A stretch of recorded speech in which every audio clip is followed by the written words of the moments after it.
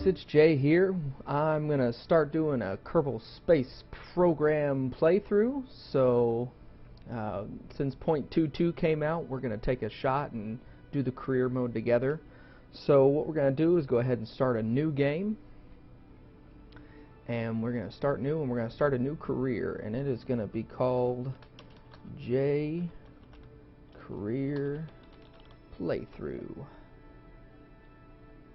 And I'm playing on pretty low graphical settings here because my computer cannot keep up with how awesome the graphics for Kerbal Space Program is, or are. We get to pick our flag here, so we're going to go ahead and pick a rings flag. That's the one that I like. I've played through this a little bit, and that's what we're going to do.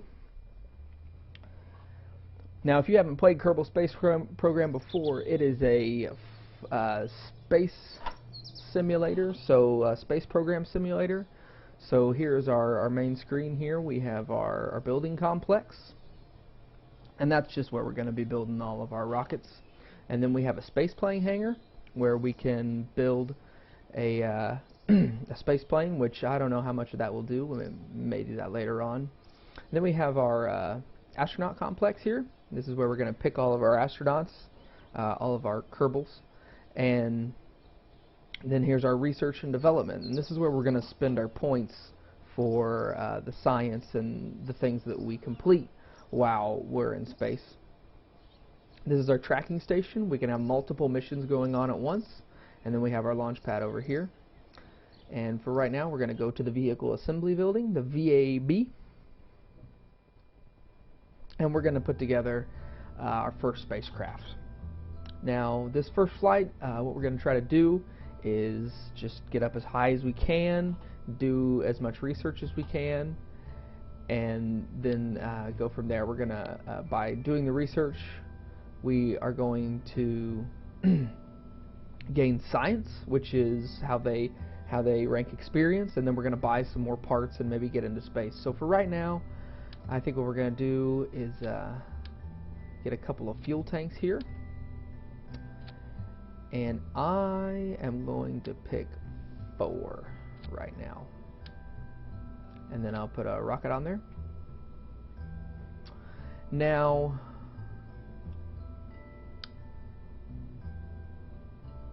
there's different data you can look at here. And I'm going to have to do a little bit more research, but we want our thrust to weight ratio to be correct. Now,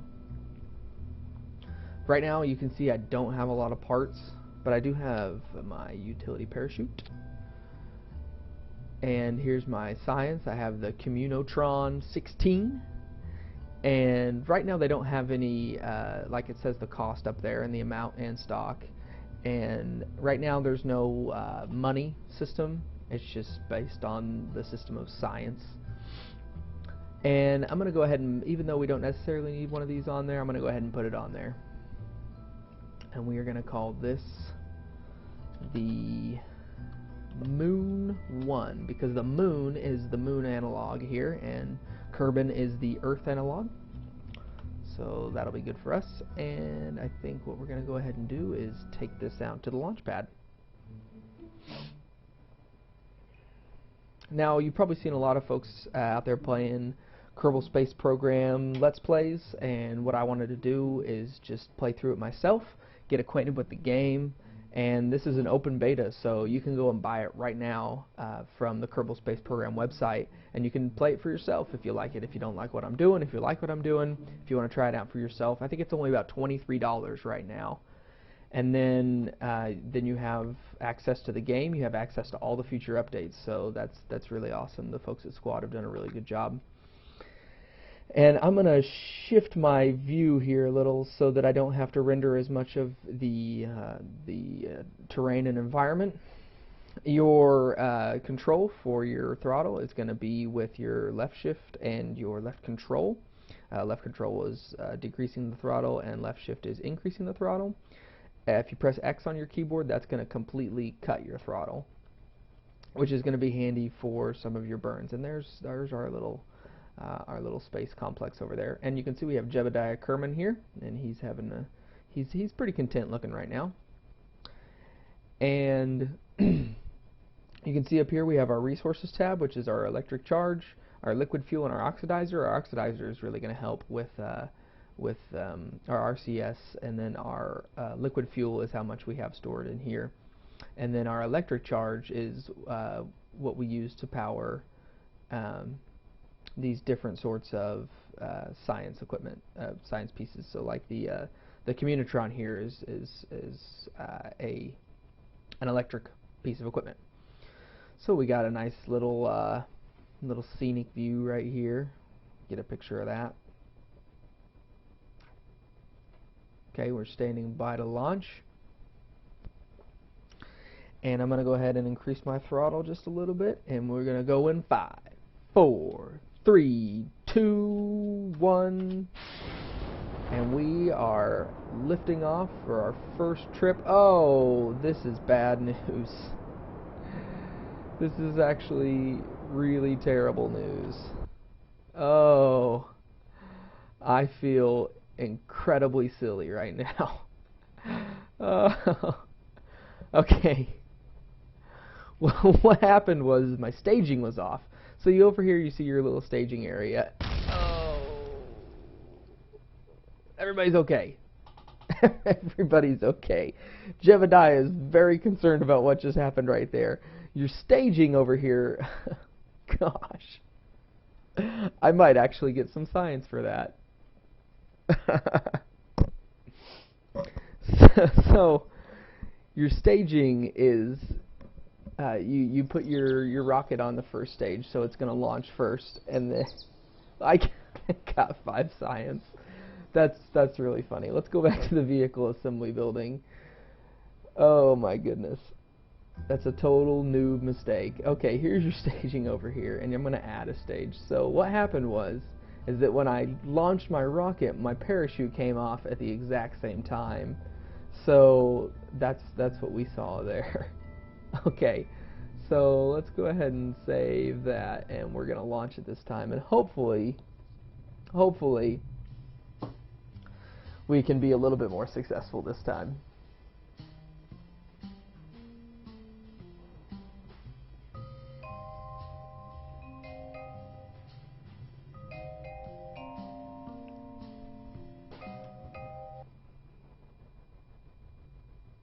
Okay, here we go. And we got Jebediah Kerman here again, and he's a little bit concerned after what happened. Oh no, he's pretty excited. He's like, "Oh cool, I'm in a rocket.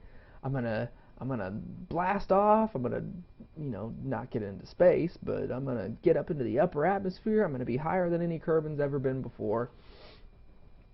And so what I forgot to mention was T is toggling your SAS, and your SAS is kind of like your autopilot for rockets.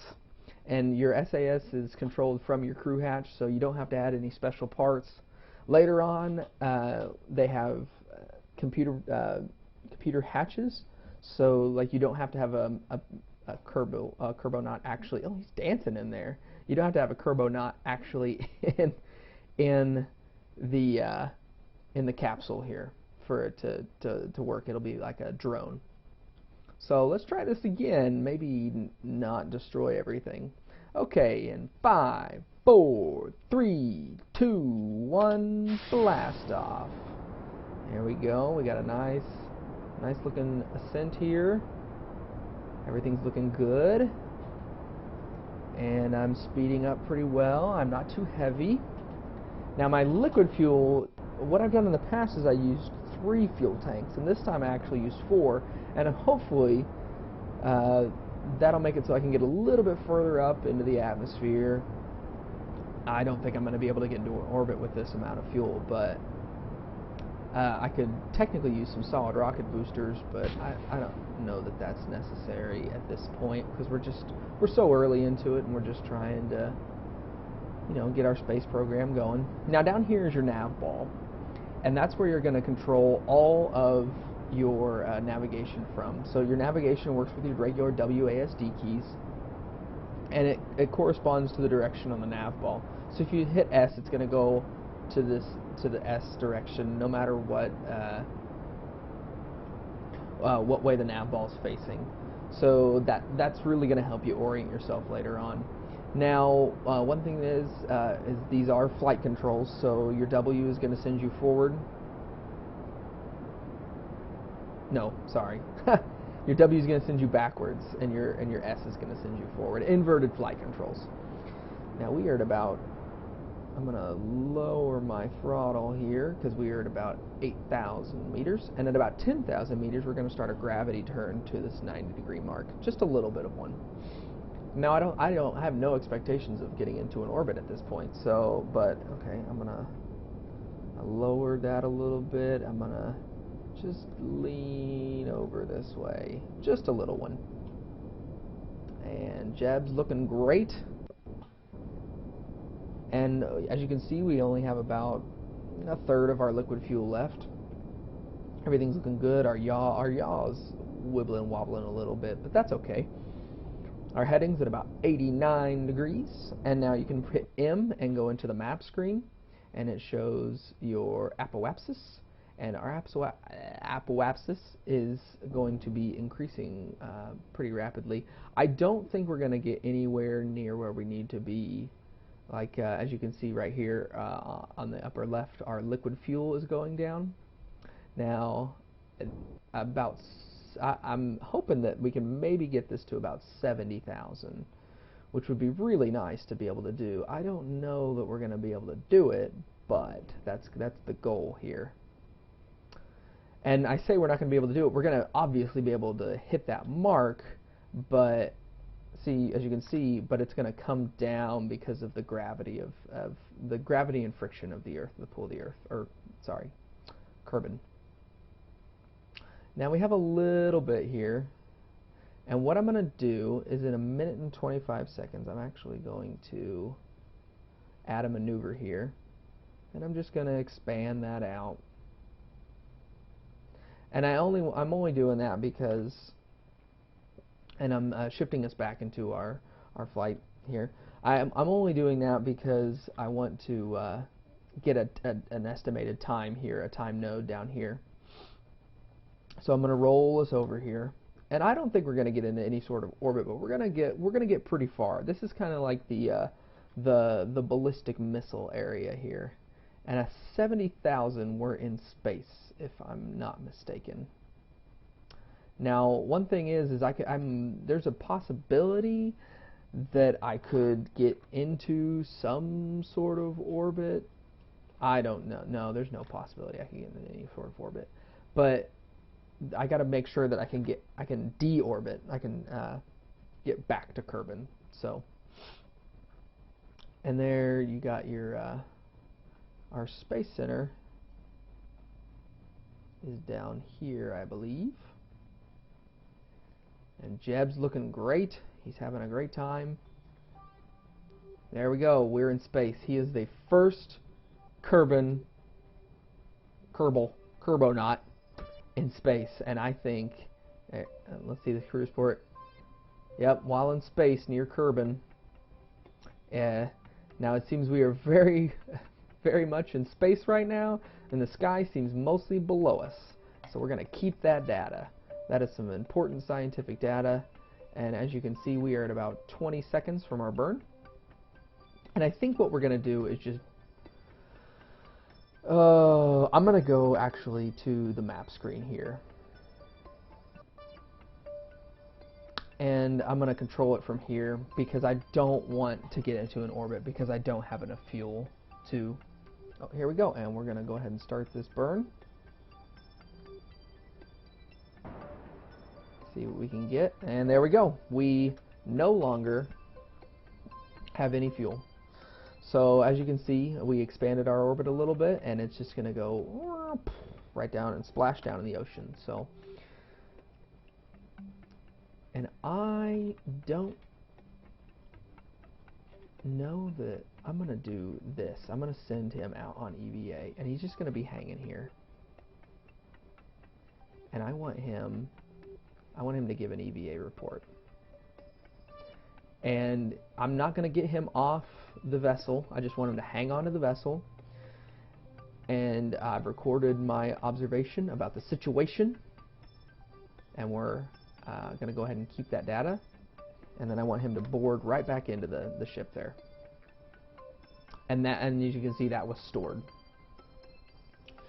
So later on, there are decouplers, and I would put that right there. And what that would do is, when I'm up here in space and I'm ready for my descent, and I don't need this anymore, then I would decouple, and this would just fly off the back, and that would just splash down into the ocean. But right now, I don't have that decoupler. So I'll have my parachute, and most of this is when we hit the water, this is just going to sink and kind of break off. Now, we're looking to be okay. Yeah, and here we are, we're falling pretty rapidly. Well, not pretty rapidly, our velocity is almost at about 1,000 meters a second. And our altitude is quickly dropping. So what I'm going to go ahead and do is take off my SAS, and I'm going to orient myself to the opposite of the direction I'm heading. And Jebediah is just having a grand old time. And what that's going to do is, when I pop my parachute, it will make it so that there's no excess or unnecessary G-forces. And I think that's just it's just in a situation where we had a decoupler, this would come back, and this is the way that you would enter. Your heat shield would be down here, and your parachutes would probably be on the side. If we were doing an actual capsule mission, now we do the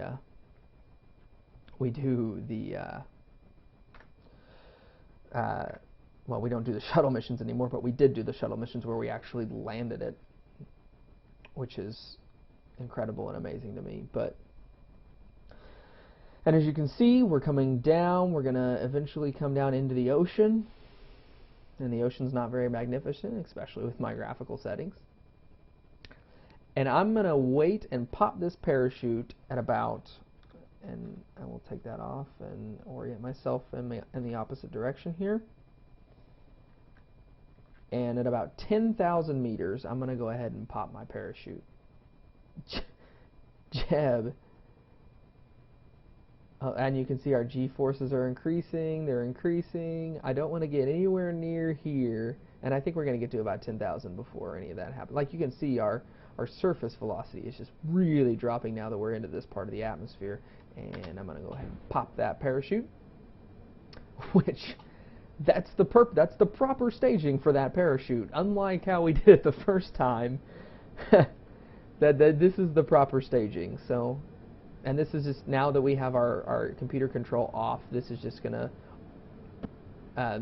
the drag is just going to make us so we're always facing in the opposite direction here. So what I'm going to do is speed this up a little bit until we get to about 1,000 meters.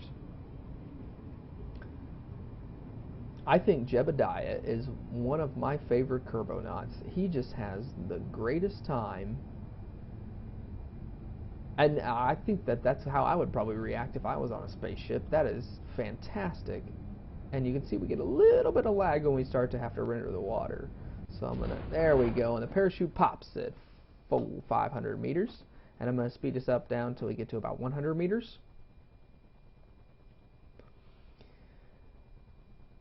And I'm hoping to make this a running series, so you can, if you like this, you can stay with me and watch me progress through this career mode. We're going to see what different kinds of things that we can unlock, and you see how far we can get into the Kerbal solar system, and see where all we can get to. Maybe have a little fun, learn a couple of facts along the way.